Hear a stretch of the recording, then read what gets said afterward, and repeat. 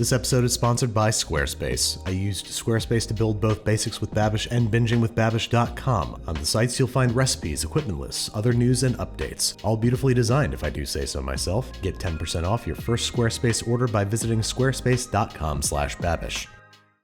そして俺が手に持っているのは高級菓子のカステラだ。正直自分が今すぐにでも食べたいのを全力で我慢している。未だに意識が戻らないあいつへの贈り物なのだ。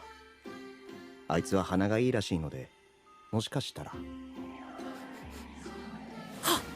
Hello there, welcome back to another episode of Anime with Alvin, where this time we're going to be taking a crack at making the premium Castella cake from Demon Slayer. Castella is a sponge-like cake often served with tea in Japan. It's a simple yet delicious dessert with a long shelf life, hence why it's very popular for souvenirs and snacks. But in my experience, the real ones can be very difficult to make, which is why some of these premium ones can go upwards of $60 to $80 per cake. So, to better understand the standard, we ordered 2 of them directly from Japan. The first one in this beautiful gold wrapping is the Bunmeido Tokusen Gosan Japanese Castella Cake.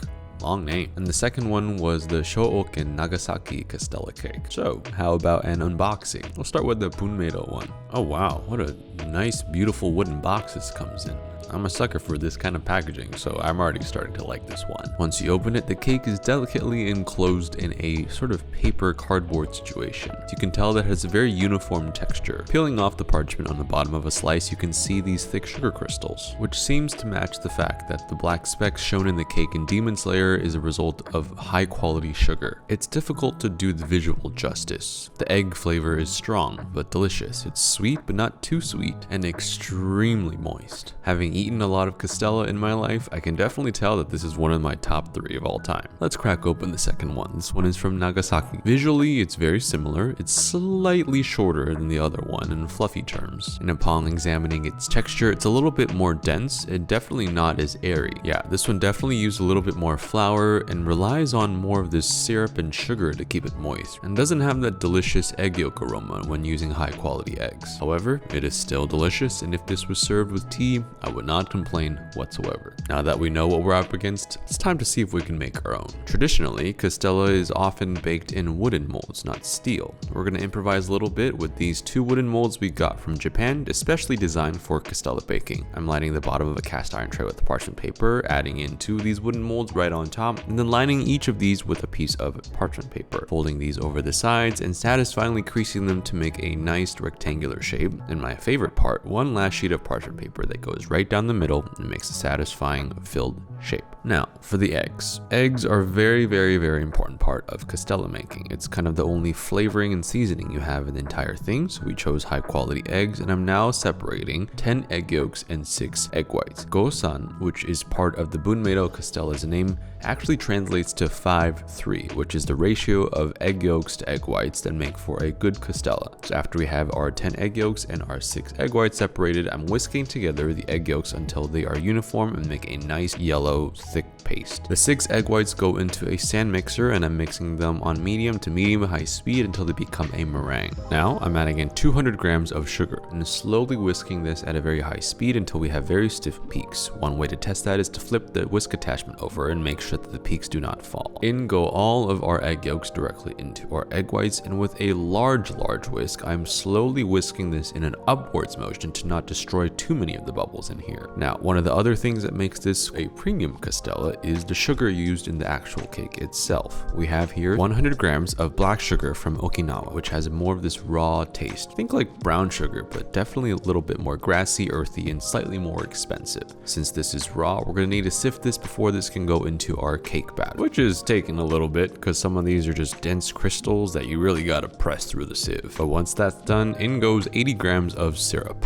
This is just simple syrup made with sugar and water, and is supposed to help maintain the moist texture for the cake. The syrup goes in, whisked until it is smooth, and now in goes 75 grams of bread flour, whisking and mixing until this is evenly incorporated, and our batter is ready. The final step before pouring our batter is to sprinkle onto the bottom a generous handful of zarame sugar, a coarse, raw, crystal-like sugar that comes from Japan that is apparently used in certain variations of a premium Castella cake, which is what I'm hoping will be those brown spots we see from the Demon Slayer anime. Once the light scattering has been sprinkled, our batter goes in in directly on top, and we now throw this into the oven. This goes into an oven at 350 degrees, and this is where the baking process gets very interesting. After watching a lot of these Castella making videos done in factories or shops in Japan, a step that is commonly done is awakiri, or bubble cutting, in which every 2 minutes after the cake goes into the oven, it is pulled out, sprayed with water from a mist bottle on the top, and a wooden tool is used to sort of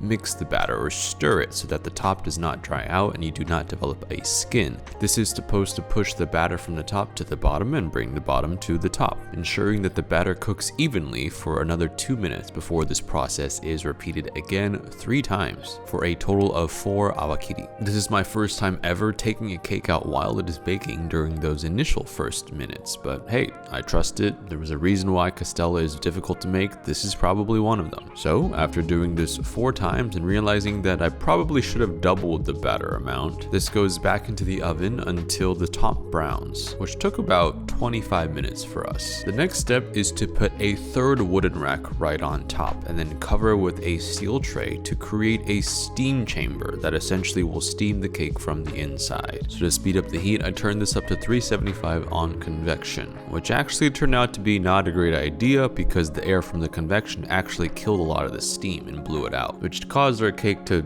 sort of sink and deflate a little bit halfway. So I turned off the convection and just left it in there, which made it a lot better. After this has cooked for another 20 to 25 minutes with the steam cover on, we are now taking this out and seeing the results of our work. So before we can cut into this, we must remove it from its mold, give it a couple flips over so that it's back on its front side, and give this a nice peel like it is a brand new TV. Not too shabby, a little dense and not as tall as it could be, but hey, that's why we can do this one more time. We're going to place some parchment on to help wrap this up. The wrapping process is very important as it traps a lot of the moisture inside, which I'm guessing is a huge part in keeping the cake moist. This will rest overnight. The next day has arrived, and to examine our work, we are peeling back our parchment paper and tasting our cake. Oh, this is not looking like the new TV. We should have definitely sprayed a little bit of oil on the parchment because it is sticking to the cake from how moist and juicy it is. But I will eat this part because it is so delicious. This is the best part of the cake. But after trimming off the edges, we must give this a nice little taste. The flavor is shockingly good. The egg flavor is strong, the sugar is there, and this sweet, chewy, very dense-like cake that was unintentional is very delicious. It might not be the traditional Castella that we're aiming for, but would I eat this in a heartbeat? Heck yeah. This thing is so good, I'm definitely bringing this home and eating all of it frozen. But we will do this once more. This time we are doubling our entire batter recipe just because the first one was not tall enough. So we are doing 20 egg yolks this time and 12 egg whites, maintaining that 5-to-3 golden ratio.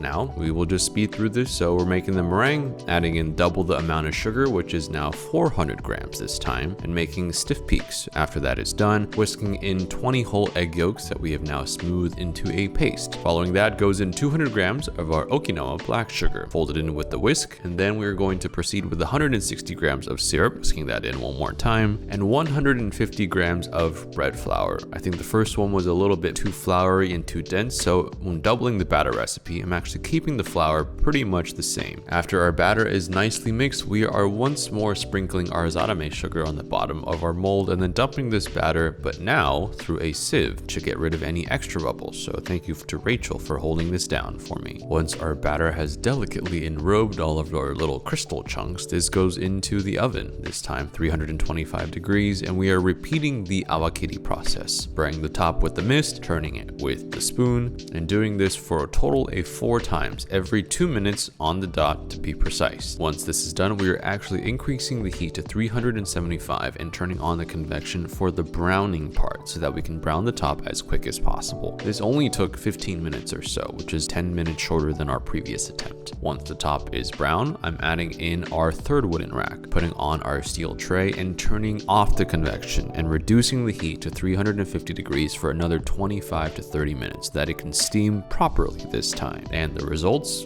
are definitely a little bit more appealing than the first. Upon removing our cake from the oven and taking off our steel tray, we are greeted with a face bath of steam, which is a very good sign because that didn't really happen the first time, and our cake is noticeably taller than its previous sibling. Once our cake is done, we are taking off its little wooden racks and sort of trying to shimmy this back back onto the surface of our table to flip. This time, we are now spraying our parchment paper with a little bit of cooking spray to make sure that it does not stick. And doing a lot of flip-flops and flips overs and, oh, this is still hot, that's still hot, why is this so hot? And look at that, look at all those brown spots from the sugar. Almost looks like leopard print, but that's a sign that our rock sugar has sank to the bottom. And after one more flip, we now get to see the top. That leopard print from earlier has now cooled into a chewy, sticky, caramelly, crackly sugar crust that is probably some of the best cake snacks I've ever eaten. But once this cools just for a little bit, this gets wrapped up in cling film and we see you again tomorrow. All right, it is now the next day and it is time to reveal our cake. I'm pleasantly surprised to see that the height is still there, and after taking this off and cutting off the edges, I can confirm that this looks very good. After doing some trimming and tasting some of the scraps, I think we're headed into a really good spot. So after cutting this into nice slices and slicing those up, I present to you our attempt at the premium Castella cake from Demon Slayer. It looks not so bad, but how does it taste? I rarely say this, but this might be one of the best things I have made, in collaboration with the team, of course. And I'm not saying this because this is mind-blowingly new or crazy. I'm saying it because after knowing the standard, having eaten a lot of Castella, and finally being able to reproduce something similar at home, that's one of the best feelings in the world. Our version is even moister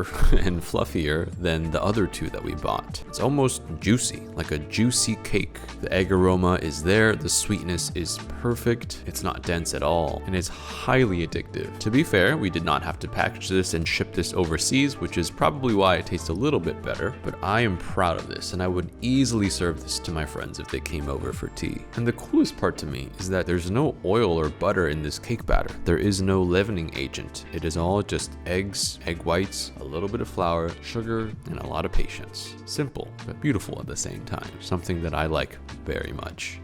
Thanks again to Squarespace for sponsoring today's episode. They've been a great partner in supporting the Babish culinary universe and bringing my websites to life. From websites to online stores to domains and analytics, Squarespace is the all-in-one platform for you to build your online presence. They also have SEO tools so that your site is getting found and searched by more people more often. If you want to try it for yourself, you can start your free trial today by visiting squarespace.com/babish to get 10% off your first purchase.